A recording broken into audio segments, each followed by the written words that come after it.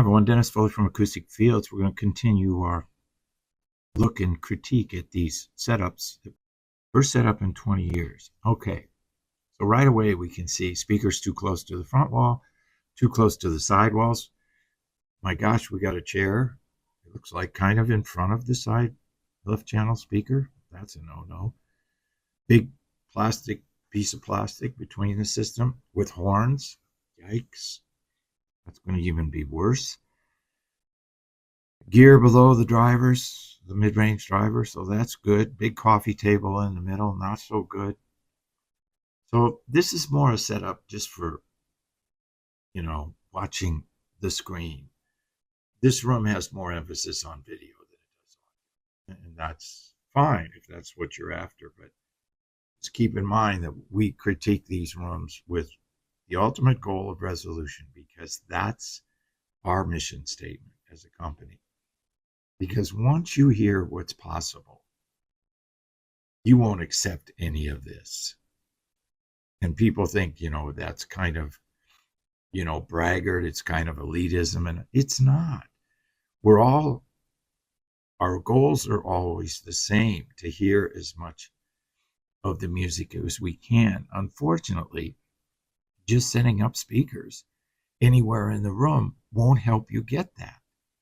And that's what you have to realize. So if you make resolution the ultimate goal, then every process that you take to get to that point is a step-by-step process. The elevator to success is out of order.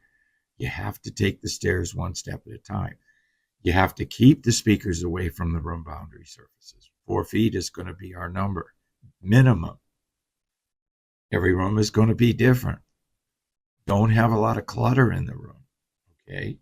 Keep the reflections down, minimized, because we don't want to overpower the direct energy from the speaker with reflected energy. But we want to keep those issues in mind as we move forward.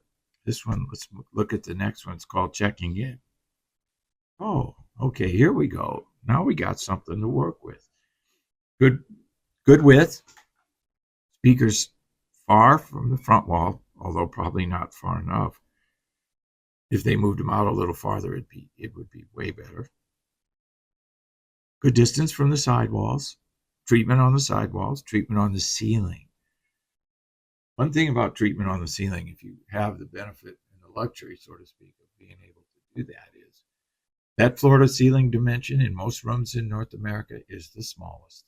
The smallest dimension creates reflection and pressure problems. So if you treat the reflections like it's been done in this photo, you hear a huge difference.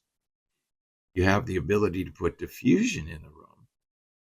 Then you have the ability to make the room go away.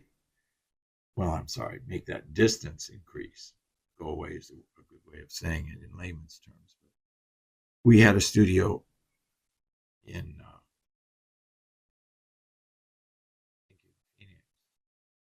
but we had 9-foot ceilings there. We could make it sound like 13 with diffusion.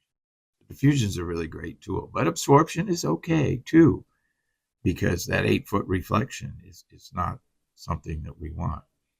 Good distance, nothing, no clutter. This is a great example. No coffee table, no objects in the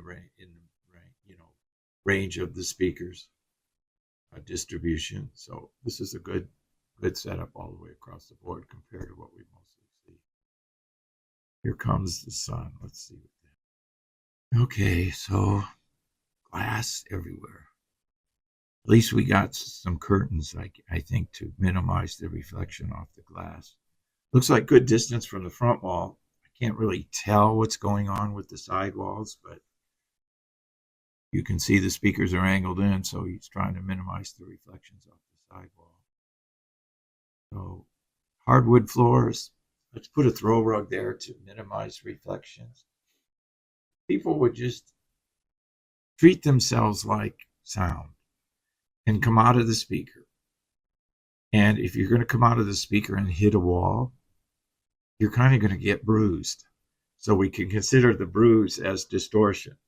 So that's a good way to look at things in setup. So a throw rug here would be a great benefit. last one? Yep, that was the last one in the series. So what are we seeing? Well, we're seeing, once again, too close to boundary surfaces, and we're seeing that we're not paying a lot of attention to reflections, which are a big distortion. 50% pressure, 50% reflections. That's how you got to think of it. You got to reduce the pressure in the room with treatment, and then you got to manage the time signatures of reflections with treatment. Hope this helps. Thank you. Thank you for watching this video, and if you liked it, please give us a thumbs up. We also have a newsletter that you can subscribe to, so please do that because we offer special price discounts to only those on our newsletter. And then don't forget about our forum. We have started a forum on our own website where people ask questions, and I usually get a chance every couple of days to look at it. There's an interchange between people on the forum, and we'll give you real answers on a regular basis, so that'll help you. Thank you.